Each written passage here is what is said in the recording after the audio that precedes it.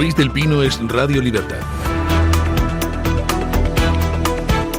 Víctor de Aldama recibió 300.000 euros en enero de 2020 de una sociedad vinculada al empresario chavista Francisco Flores Suárez, presuntamente como anticipo de la operación para la venta de crudo de PDVSA, con la que, según su declaración, se pretendía financiar a José Luis Rodríguez Zapatero y al PSOE. Según fuentes judiciales consultadas por El Español, Aldama amplió los detalles de esta operación durante su declaración ante el juez Ismael Moreno, en la pieza secreta que investiga la presunta financiación ilegal del Partido Socialista. El empresario aseguró que el pago atribuido a Flores Suárez, quien según diversas informaciones falleció el pasado 6 de febrero, está relacionado con el sobre que, según su versión, le entregó Delcy Rodríguez. El abono se efectuó 17 días antes del viaje de Delcy Rodríguez a Madrid, cuando tenía prohibida la entrada y el tránsito por la Unión Europea. Bueno, la verdad es que la cronología es curiosa. Ya saben ustedes que España había reconocido a Guaidó como presidente de Venezuela, presidente legítimo de Venezuela, después del enésimo pucherazo de Maduro. Y entonces se produce todo este episodio de acercamiento al régimen chavista a través de Aldama. Aldama recibe 300.000 euros del chavista Flores. Aldama gestiona junto con Ábalos la visita de Delcy Rodríguez a Madrid, a pesar de que Delcy Rodríguez tenía prohibida la entrada en territorio nacional, y muy poquito después de aquella visita abortada, pues resulta que Pedro Sánchez deja de referirse a Juan Guaidó como presidente legítimo de Venezuela y pasa a llamarle jefe de la oposición, reconociendo implícitamente al régimen de Maduro. En ese ínterin, pues parece ser, según Aldama, que fluyó el dinero del petróleo venezolano hacia Zapatero, hacia el PSOE y hacia la Internacional Socialista. Con lo cual, pues vamos a ver en qué acaba todo el invento, pero ya estaríamos ante un nuevo indicio, con lo que hoy publica El Español, de que el Partido Socialista se financió ilegalmente, lo cual es otro clavo más en el ataúd político de un partido que muy posiblemente vaya a ser próximamente imputado como tal partido.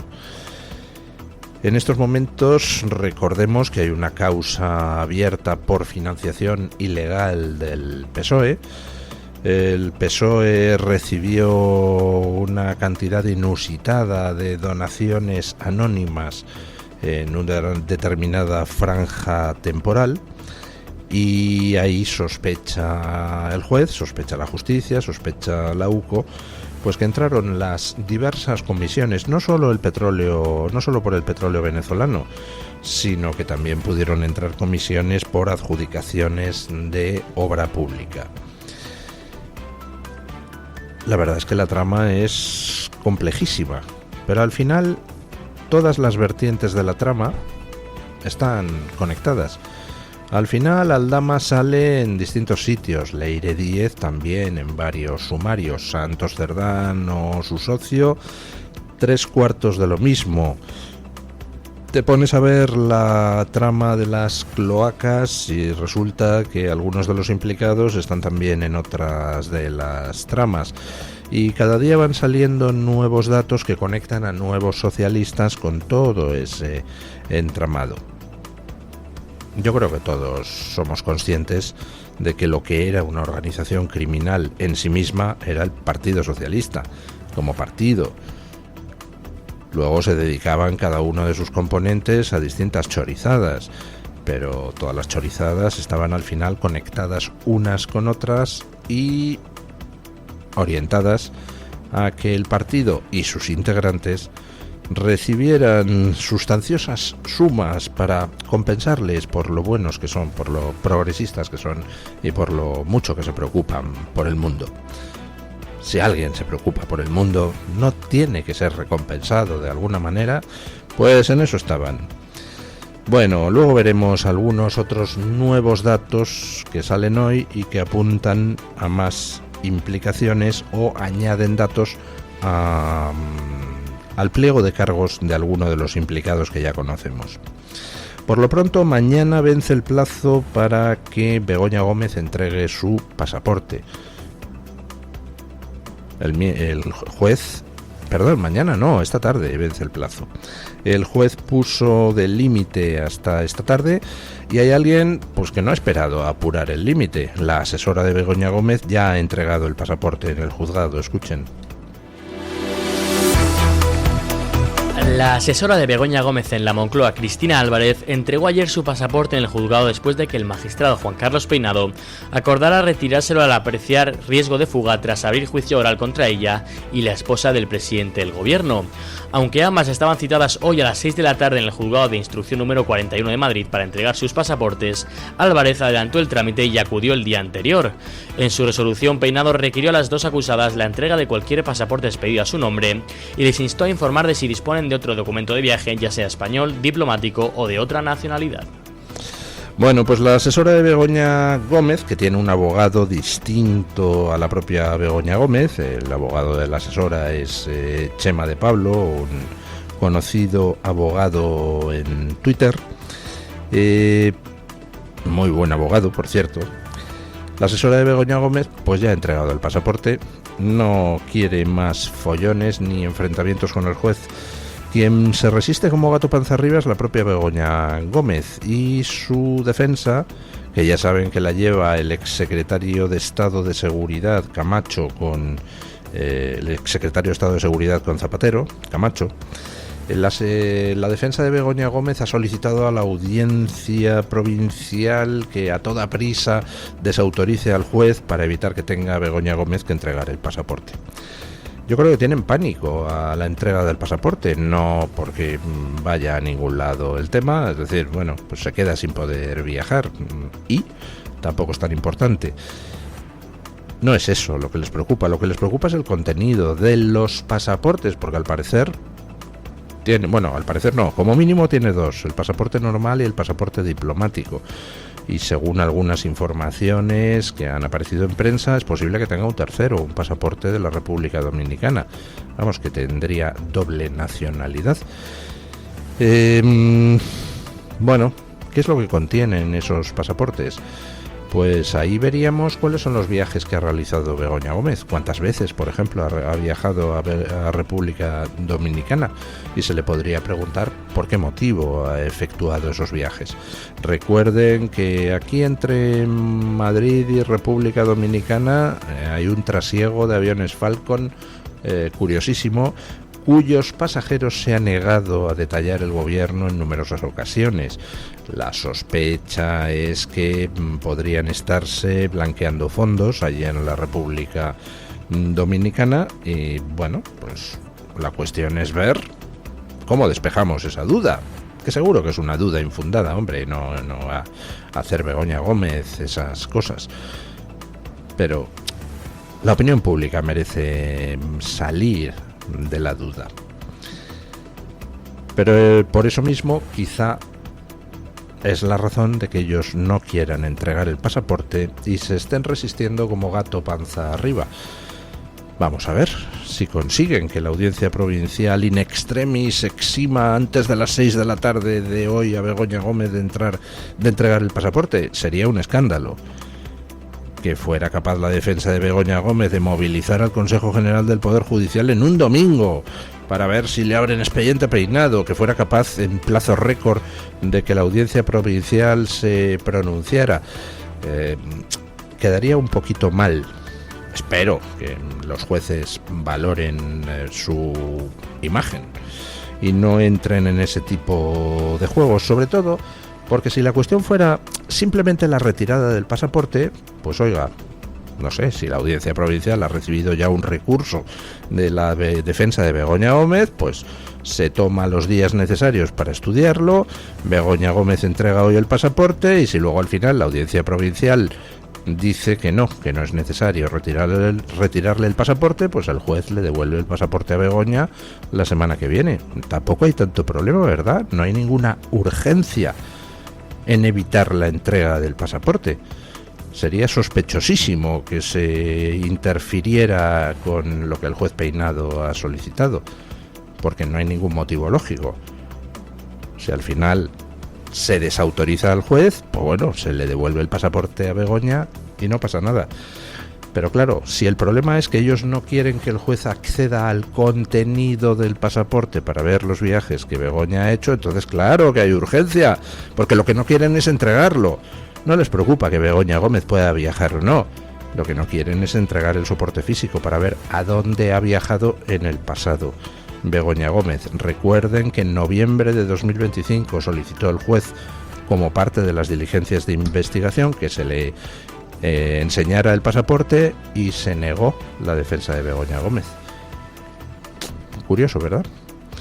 Bueno, empiezan las peticiones de dimisión en el Partido Socialista. Tampoco le doy demasiada importancia a esta noticia, que quieren que les diga, porque son los sospechosos habituales. Pero bueno, bien está que cada vez más voces vayan diciendo que Pedro Sánchez se tiene que largar. Escuchen. La sentencia del Tribunal Supremo en el caso Mascarillas, que condena a 24 años de prisión a José Luis Ábalos, a 19 años a Koldo García y a 4 años a Víctor de Aldama, ha llevado al expresidente del gobierno, Felipe González, a reclamar responsabilidad política a Pedro Sánchez y a exigir la convocatoria de elecciones. Pero hay dos, claro, uno es dimitir y el otro es convocar elecciones. ¿Y qué debería hacer el presidente Sánchez? No, hombre, yo repetir una vez más que tenía que convocar elecciones, tenía que haberlas convocado ya. Dice, no, es que hay, la Constitución dice que hay 4 años de mandato. Digo, no, sería la única cosa en la que vamos a cumplir la Constitución. En el mismo acto, el presidente de Castilla-La Mancha, Emiliano García Paje, comparó el fallo con la sentencia del caso Gürtel, que en 2018 propició la caída del gobierno de Mariano Rajoy y la posterior moción de censura impulsada por Pedro Sánchez. Bueno, quizás me han llamado más la atención algunas reacciones que la sentencia en sí mismo. A mí me suscita esta sentencia el mismo respeto que me suscitó la que provocó la caída del Partido Popular y la moción de censura. Horas antes, en la cadena SER, el exdiputado socialista Eduardo Madina también se desmarcó del discurso del gobierno y del PSOE al rechazar las críticas a la sentencia por la decisión de no enviar a prisión a Aldama debido a su colaboración con la justicia. Bueno, yo creo que vivo en otro planeta, porque lo último que me preocupa a mí aquí es el señor Aldama. Lo último. Y es como si los que no fueron a la cárcel en el caso Gürtel fueran lo que más me preocupara. No me puedo imaginar ahí. Quienes colaboraron con la justicia para que aquella sentencia fuera publicada en la medida y con los contenidos que fue, para mí es la última pieza de este asunto. ¿Vale? Primer elemento. Segundo, el artículo 66 del Código Penal explica perfectamente qué son las atenuantes agravadas, las formas en las que la colaboración con la justicia premia a quienes lo hacen. Y segundo, está también en el artículo 22 de la Convención Europea de Lucha contra la Corrupción. Por tanto, uno, no es un invento de ningún juez. Segundo, hay unanimidad. No ha habido ningún voto particular del Tribunal Supremo. Eso es muy importante, ¿eh? No ha habido ningún juez que haya matizado. Podemos matizar todo lo que queramos en la tertulia, podemos poner el foco en los jueces, podemos decir que los jueces, que tiene ojos en la cara. Estupendo. Los corruptos son la noticia. 24 años de cárcel a la persona que más poder tuvo durante un ciclo político muy significativo dentro del partido que hoy es todavía el partido de gobierno, el Partido Socialista Obrero Español. Si a ustedes no les decimos que quien habla es Eduardo Madina, destacado militante socialista, pues ustedes podrían haberle confundido por el contenido de lo que está diciendo con cualquier tertuliano de la fachosfera o con cualquier miembro de Vox o del PP, porque lo que está diciendo es de cajón. Primero, lo de intentar desviar el foco al Aldama es una chorrada. O sea, la figura de los que colaboran con la justicia está recogida en nuestras leyes, se ha aplicado en numerosas ocasiones anteriores, tanto contra ETA como en el caso de la Gürtel. El propio gobierno de Pedro Sánchez indultó a uno de los condenados en la Gürtel porque había ayudado a condenar a otros. O sea, no es nada inhabitual. Es más, Las normas europeas establecen que se debe fomentar el hecho de que alguien colabore para desmontar una trama criminal. ¿Y cómo se fomenta? Pues hombre, dándole a quien colabore un trato privilegiado con respecto a otros criminales. En segundo lugar, decía Eduardo Madina algo pues que aquí ya hemos repetido estos días pasados, que la noticia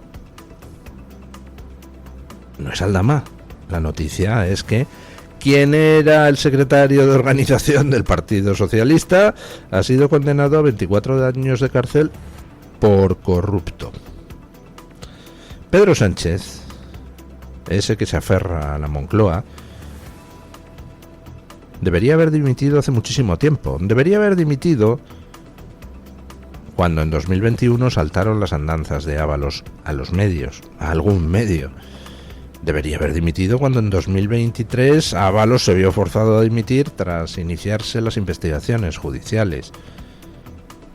Debería haber dimitido cuando ya empezamos a conocer todos los datos que permitieron sentar a Ábalos en el banquillo. Y debería haber dimitido, aunque no esté implicado en la corrupción, que dudo yo mucho de que no lo esté, pero debería haber dimitido simplemente porque es su responsabilidad política. Tu mano derecha es un chorizo. Ahora ya un chorizo condenado, pero antes era un chorizo con un montón de indicios que apuntaban a su choricez. Y por tanto tú, como jefe del chorizo, una de dos, o lo sabías y tienes que irte a tu casa, o no lo sabías y tienes que irte a tu casa. Pero ahí sigue Pedro Sánchez apalancado. Y dice Madina, no, la noticia es que Ábalos es corrupto, no si al Aldama le han dado beneficios por cantar. Y lo que dice Felipe González, pues también es de cajón. Debería dimitir o convocar elecciones Pedro Sánchez, porque esto es insostenible. Pero bueno, Felipe González, Paje, Madina, pues son voces que en principio se limitan de momento simplemente a hablar, así que tampoco van a ningún lado. Ahora, nunca está de más que los propios socialistas digan cosas que son de cajón y lleven la contraria a todos esos mamporreros que el PSOE, que Sánchez ha sembrado por los medios y que se dedican a intentar desviar el foco cada vez que la justicia hace la foto de la corrupción socialista. Bueno, vamos con un escándalo que ha estallado en Médicos Sin Fronteras, porque yo creo que no es el enésimo caso aislado. Estamos ante una enfermedad crónica de la izquierda progre, los escándalos sexuales. Escuchen. Médicos Sin Fronteras se encuentra en el centro de un grave escándalo tras admitir que empleados y contratistas vinculados a sus operaciones en Chad fueron objeto de 59 denuncias por presuntos casos de acoso sexual, explotación y abusos contra refugiadas sudanesas. Según una investigación de Associated Press, confirmada por la propia organización, varios trabajadores habrían ofrecido comida, empleo y ayuda humanitaria a cambio de relaciones sexuales, aprovechándose de la situación de extrema vulnerabilidad de mujeres y jóvenes que habían huido de la guerra civil en Sudán. Los hechos ocurrieron en 2024 en el este de Chad, una de las principales zonas de acogida de refugiados sudaneses. Médicos Sin Fronteras ha confirmado el despido de 18 empleados y colaboradores tras acreditar conductas graves, aunque reconoce que no logró identificar a todos los presuntos responsables ni verificar la totalidad de las denuncias. Yo tenía un conocido pues que se apuntó a Médicos Sin Fronteras como voluntario. Y volvió de África horrorizado. Estoy hablando de hace 20 años, ¿eh? Volvió de África horrorizado porque resulta que toda la estructura de las ONGs, no solo Médicos Sin Fronteras, estaba al servicio de, pues en fin, ¿cómo diría yo? Los señoritos que llegaban de Occidente y que lo primero que hacían según ponían el pie en África era echarse una amante africana, aprovechando que allí pues el dinero occidental vale mucho dinero pues era lo más sencillo del mundo: echarse una o más amantes por poquitos euros, por poquitos dólares. Y mientras duraba la estancia allí, pues contaban con su amante africana que les esperaba solícita en casa, mientras ellos se dedicaban a hacer el bien en nombre del progresismo y la humanidad. Y estamos hablando, pues bueno, de que eran amantes. Añadan ustedes a partir de ahí todo tipo de perversiones y fantasías sexuales. Lo que se ha destapado de Médicos Sin Fronteras es el enésimo escándalo de ONGs occidentales en África que se dedican no ya a aprovechar la potencia de la moneda occidental para echarse un amante local, sino directamente a extorsionar a mujeres que llegan huyendo de la guerra y por un poquito de comida, por un trabajo o por cualquier pequeña cantidad de dinero, pues tratarlas como prostitutas. Básicamente eso es lo que ha pasado en Médicos Sin Fronteras en Chad. Se dedicaban a aprovecharse sexualmente de las refugiadas sudanesas. No es el primer caso, y no es el menos asqueroso.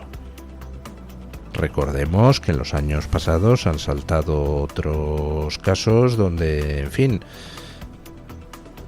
en alguna otra ONG pues se hacía lo mismo pero con menores. Estamos hablando de gentuza de la que se le llena la boca con su supuesta superioridad moral. Aquí estamos, los progres del mundo, ayudando a los desfavorecidos, mientras los fascistas de todo el mundo se preocupan de esas cosas capitalistas, cuando en realidad lo que son, no todos evidentemente, pero sí muchos de ellos, es perfectos depravados que aprovechan cualquier ocasión para dar rienda suelta a sus fantasías sexuales. Y estamos viendo, por ejemplo, cómo eso se ha manifestado en otros casos bien sonados últimamente. Por ejemplo, el caso Epstein, donde todos los políticos que han tenido que dimitir a raíz de la publicación de los papeles eran, vaya, qué casualidad, del bando progre. Y luego son esos mismos los que andan diciendo que la Iglesia Católica es un nido de pederastia. Ya les vale. El nido de pederastia sois vosotros. Y luego, dentro de la Iglesia Católica sí, ha habido casos. Pero vamos, que hay muchos menos curas pederastas que, por ejemplo, entrenadores deportivos pederastas. ¿Para qué vamos a andarnos con rodeos? A pesar de lo cual se pone el foco en la Iglesia. Y precisamente quienes señalan con el dedo son los que en realidad están en el rollete. Son el ladrón que sale del banco con el botín y señala al fondo y dice al ladrón, a ver si la gente corre para allá. Bueno, vamos con la noticia de interés general del Banco de Santander con Nizam Garbin.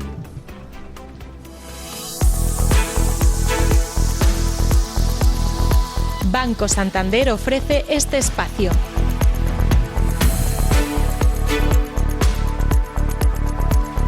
El Hospital Universitario de Getafe va a tener una importante innovación en materia de neurología y va a tener uno de los 4 centros neurológicos más avanzados del mundo en detección por imagen, en el que se han invertido 45 millones de euros. En él se ha diseñado un software especializado para terapias avanzadas en las que mejora el diagnóstico por imagen. El hospital va a construir además una nueva planta de más de 800 metros cuadrados y se crearán nuevos puestos de trabajo. Getafe se convierte de esta forma en una de las 4 ciudades que tienen este tipo de tecnología junto con Alemania, China e India. Banco Santander ha ofrecido este espacio.